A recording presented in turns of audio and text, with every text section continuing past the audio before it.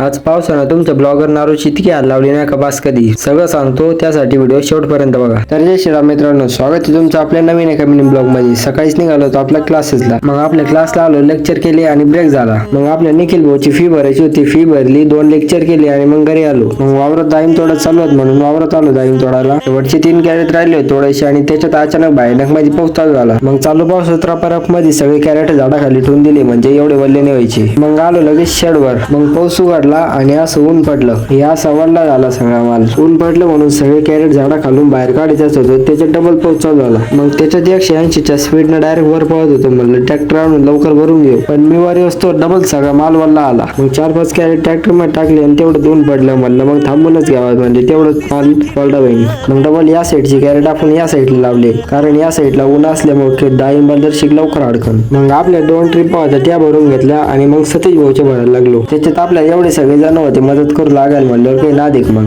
सतीश भाऊची शेवटची खेप राहिली होती आणि आबळ सगळं डोक्यावर चढत होतं. मग रपारापामध्ये आपली गाडी भरून घेतली. मग लगेच आपलं 27 HP घोडं घेऊन निघालो लगेच दुसऱ्या प्लॉटवर. त्याच्यात या घोड्यात डिझेल नव्हतं म्हणून डिझेलची सोय अर्ध्या रस्त्यात कमलेश भाऊन सुमित भाऊन करूनच ठेवली. मग दुसऱ्या प्लॉटवर आलो, पहिली खेप भरली आणि दुसरी खेप भरायला फुल अंधार पडला. चला आजचा ब्लॉग तर मी इथेच थांबितो, पण तुम्ही तेवढं लाईक आणि फॉलो करायला नसेल तर करून टाका.